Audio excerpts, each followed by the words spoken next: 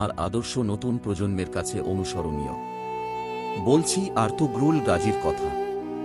Ertugrul Gazi এর জন্ম 1198 খ্রিস্টাব্দে বর্তমান তুরস্কের দক্ষিণ পূর্বাঞ্চলীয় হেসানকিভিক অঞ্চলে হয়েছিল।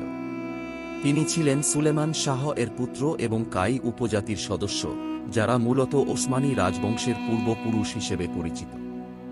এই উপজাতির সদস্যরা, যারা মূলত তুর্কি ভাষী এবং ইসলাম ধর্মাবলম্বী, তারা বহু শতক ধরে আনাতোলিয়া অঞ্চলে বসবাস করছিল এবং তুর্কি জাতির প্রতিষ্ঠা ও প্রসারে অগ্রণী ভূমিকা পালন করছিল।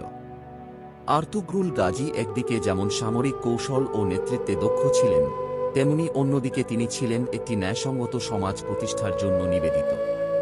তিনি তুর্কি জনগণের মধ্যে শান্তি, সামাজিক নিরাপত্তা এবং ধর্মীয় স্বাধীনতা নিশ্চিত করার জন্য বিভিন্ন পদক্ষেপ গ্রহণ করেছিলেন। তার জীবনধারা ছিল ধর্মীয় সমন্বয় এবং জাতিগত ঐক্য রক্ষার একটি মডেল। আর্তুগ্রুল গাজী ছিলেন একজন প্রখ্যাত তুর্কি নেতা, যিনি ইতিহাসে ওসমানী সাম্রাজ্যের প্রতিষ্ঠার ভিত্তি স্থাপনকারী হিসেবে চিরকাল স্মরণীয়। তিনি 13 শতকের তুর্কি ইতিহাসের একটি গুরুত্বপূর্ণ চরিত্র, যার নেতৃত্ব এবং কৌশল ওসমানী সাম্রাজ্যের অগ্রগতি এবং বিশ্বজুড়ে তুর্কি ইতিহাসের ঐতিহ্যকে পরবর্তী প্রজন্মের কাছে পৌঁছে দিয়েছে।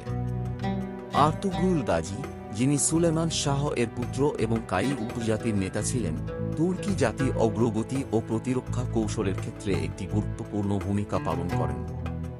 আর্তুগ্রুলের শৈশবকাল ছিল অত্যন্ত কষ্টকর, কারণ তার পিতার মৃত্যু ও শত্রুদের আক্রমণ তাকে সমকালে অনেক কঠিন সিদ্ধান্ত নিতে বাধ্য করেছিল।